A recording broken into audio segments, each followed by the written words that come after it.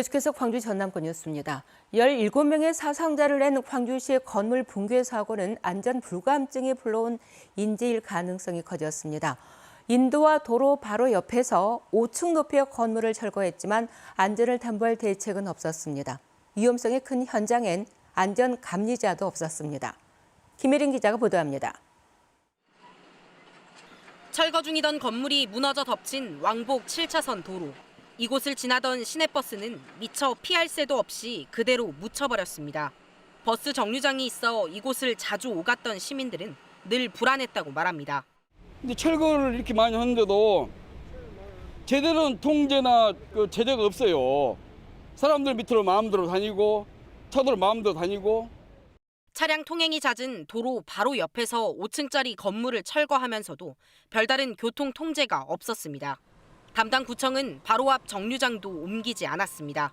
업체가 요청하지 않았다는 이유에서입니다. 철거에 대한 안전 문제, 안전 진단이나 프로세스나 이런 것들을 최대한 자기들은 갖췄다 생각하고 그런 걸 요청하지 않은 걸로 보이는데요.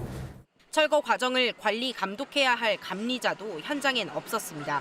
감리자가 현장에 머무르지 않아도 되는 비상주 계약을 맺고 공사가 진행됐기 때문입니다. 일단 안 계신 걸로 파악돼 있습니다. 어느 때 있어야 되고 어느 때 없어야 되는지는 이제 계약서를 봐야 되겠으나 현재까지 파악된 바로는 합동 감식에 들어간 경찰과 소방, 국립과학수사연구원은 철거 공사 중 안전 조치가 제대로 지켜졌는지 확인하고 있습니다. 철거 당시 건물의 상태, 철거 작업이 건물의 붕괴에 어떤 영향을 미친 것인지 등에 대해서 광범위하고 면밀하게 감식을 실시하여 경찰은 현대산업개발 현장사무소와 철거업체, 감리업체 등 5곳을 압수수색하고 업무상 과실치사상 혐의가 인정된 공사 관계자 1명을 입건했습니다. KBS 뉴스 김혜린입니다. 이번 사고와 관련해서 문재인 대통령은 깊은 위로와 함께 신속하고 철저한 조사와 엄중한 처리를 지시했습니다. 사고 현장을 방문한 김부겸 총리를 비롯해 여야 정치권도 한 목소리로 희생자를 애도하면서 사고 관련자에 대한 처벌을 촉구했습니다. 보도에 이성각 기자입니다. 문재인 대통령이 광주시 학동 건물 붕괴 사고와 관련해 철저한 원인 조사와 책임 소재 규명을 지시했습니다. 문 대통령은 해체 공사 주변의 안전 조치와 작업 중에 안전관리 규정과 절차가 준수되었는지 확인하라고 지시했다고 박정미 청와대 대변인이 서면 브리핑을 통해 밝혔습니다. 또 다시는 이러한 사고가 발생하지 않도록 보완 대책을 관련 부처와 합동으로 마련할 것도 지시했습니다. 사고 현장을 찾은 김부겸 국무총리도 안타까운 사고로 국민의 희생이 발생했다며 사과하고 철저한 진상규명을 다짐했습니다. 이런 어찌 보면 원시적인 수준의 사고에서 안타까운 국민의 희생이 왔다는 이 부분에 대해서 저희들이 철저하게 다시 밝혀내겠습니다. 현장을 찾은 여야 정치권도 희생자들에 대한 애도와 함께 재발 방지 대책 마련을 촉구했습니다. 송영길 민주당 대표, 국민의힘 정운천 국민통합위원장, 정의당 여영국 대표 등은 붕괴 참사는 인재라며 또 다른 사고를 막기 위한 확실한 대안을 촉구했습니다. 민주당 대권주자인 이낙연, 정세균 전 총리도 각각 현장을 방문해 유가족을 위로하고 책임 소재 규명과 재발 방지에 대해 목소리를 높였습니다. KBS 뉴스 이성각입니다. 밤사이 순천에서 4명, 광양에서 1명의 코로나19 확진자가 발생했습니다. 이 가운데 4명은 앞서 확진 판정을 받은 전남 한 공장 근무자의 접촉자이고 방역 당국은 해당 공장 근무자들을 대상으로 전수조사를 벌이고 있습니다. 광주에서는 밤사이에 신규 확진자가 없었습니다. 이런 가운데 전남 지역 코로나19 백신 접종률은 전국 시도 가운데 처음으로 30%를 돌파했습니다.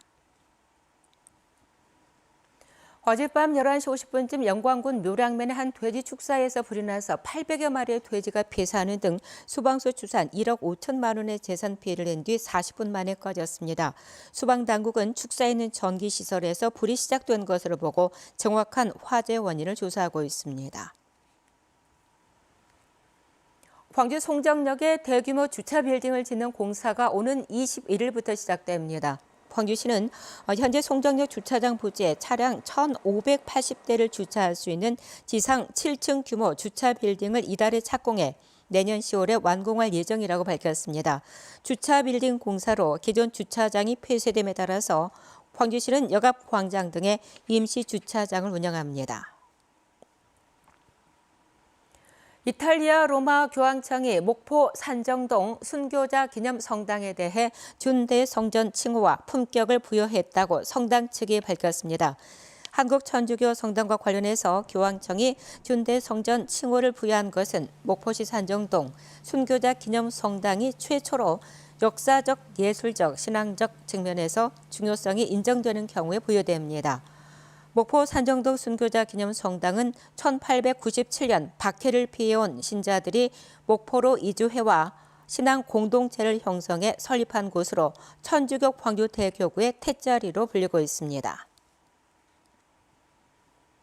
전남 지역의 연간 폭염 일수가 증가한 것으로 나타났습니다. 전남도가 분석한 자료를 보면 최근 30년 동안 평균 폭염 일수는 11.8일인데 반해서 최근 10년 동안의 경우 14.9일로 증가했고 폭염 시작일도 1990년대에는 7월 11일부터 진행됐지만 2010년대에는 7월 2일로 빨라진 것으로 조사됐습니다. 지난해 전남에서 폭염으로 인해 치료를 받은 온열 질환자는 117명, 가축 폐사는 18,000마리로 11억 원의 피해가 발생했습니다. 전라남도가 올여름 폭염 일수가 평년보다 많을 것으로 전망된다면서 무더위 쉼터를 확대 운영한다고 밝혔습니다. 전남도는 오는 9월까지를 폭염 대책 기간으로 정하고 실내 무더위 쉼터 7,500여 곳에 코로나19 방역을 강화하고 1차 예방 접종자를 포함한 모든 접종자를 대상으로 방역 수칙을 지키는 수준에서 제한적으로 운영할 계획입니다. 전남도는 또 밀접 접촉 최소화를 위해서 공원과 정자 등의 야외 무더위 쉼터 90곳을 추가로 조성할 방침입니다. 금요일 아침 함께한 KBS 뉴스를 마칩니다. 감사합니다.